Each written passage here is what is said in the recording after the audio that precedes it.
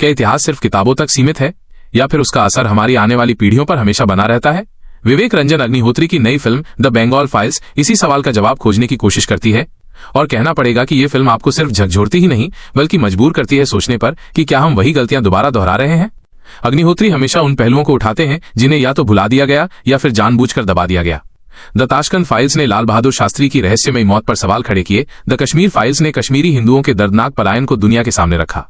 और अब the Bengal files, जहां उन्होंने भारत के विभाजन के समय बंगाल के खूनी अध्याय को बड़े पर्दे पर उतारा है। फिल्म की कहानी हमें 1945 से 1947 के बीच के उस दौर में ले जाती है जब भारत आजादी की दहलीज पर खड़ा था। एक ओर जिन्ना मुसलमानों के लिए अलग देश की मांग कर रहे थे, दूसरी ओर गांधी जी उसका विरोध कर रहे थे। लेकिन इस राजनीतिक खींचतान का सबसे बड़ा असर पड़ा बंगाल पर। मुस्लिम लीग कोलकाता को पूर्वी पाकिस्तान में शामिल करना चाहती थी और इसी साजिश के चलते 1946 में भीषण दंगे भड़क उठे। 40,000 से ज्यादा लोग मारे गए। नोआखली में तो कत्लेआम इतना भयानक था कि पूरा इलाका लाशों से पट गया। घर जलाए गए, महिलाओं का शोषण हुआ और लाखों हिंदू बेघर हो गए। हालात इतने बिगड़े कि गांधी जी को शांति मिशन पर खुद वहां जाना पड़ा, लेकिन उनकी कोशिशें भी हिंसा की आग को शांत न कर सकी।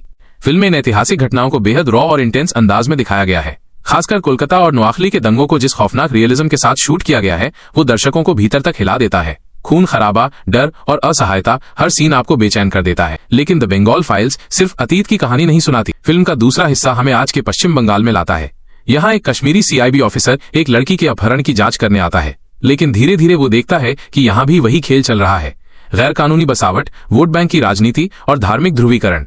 ऑफिसर को लगता है कि जैसे 80 साल पहले देश बटा था वैसे ही हालात दोबारा बन रहे हैं। यही फिल्म का सबसे बड़ा संदेश है। इतिहास अगर भुला दिया जाए तो वो खुद को दोहराता है। अब परफॉर्मेंस की बात करें, अनुपम खेर महात्मा गांधी के किरदार में असरदार दिखते हैं। उनके एक्सप्रेशन और बॉडी लैंग्वेज गांधी जी की असहायता को अच्छी तरह दर्शाते हैं। दर्शन कुमार फिल्म के भावनात्मक केंद्र हैं। उनका परफॉर्मेंस मजबूत और विश्वसनीय है। सिमरत कौर का छोटा लेकिन दमदार रोल आपको चौंका देता है। शाश्वत चटर्जी टैलेंटेड है, लेकिन उनका रोल ओवर ड्रामेटिक लिख दिया गया है। मिथुन चक्रवर्ती का गेटअप और डायलॉग डिलीवरी निराश करती है। पल्लवी जोशी और पुनीत इस्सर भी उम्मीदों पर खरे नहीं उतरते। वहीं नमाशी चक्रवर्ती और राजेश खेरा अपने किरदारों में जान डालते हैं और छाप छोड़ जाते हैं। तकनीकी पक्ष पर नजर डालें तो फिल्म का बैकग्राउंड स्कोर और बांग्ला संगीत का इस्तेमाल शानदार है। म्यूजिक कहानी को और गहराई देता है और माहौल को भारी बनाता है। सिनेमेटोग्राफी कई जगह बहुत स्ट्रांग है, खासकर दंगों वाले सीक्वेंस विजुअली बहुत शक्तिशाली लगते हैं। प्रोडक्शन वैल्यू दमदार है और सेट डिजाइन भी रियलिस्टिक लगता है। लेकिन फिल्म का सबसे बड़ा नेगेटिव पॉइंट है इसकी एडिटिंग। करीब 3.5 घंटे की ये फिल्म कई जगह खिंचती है। कुछ सीन बहुत लंबे खींच दिए गए हैं, खासकर पल्लवी जोशी और दर्शन कुमार के हिस्से। अगर फिल्म को टाइट रखा जाता तो असर और भी जबरदस्त हो सकता था। अब सवाल यह है कि क्या the Bengal Files perfect film है? बिल्कुल नहीं। इसमें कई खामियां हैं, कहीं कहीं मेलोड्रामा है, कहीं लंबाई परेशान करती है।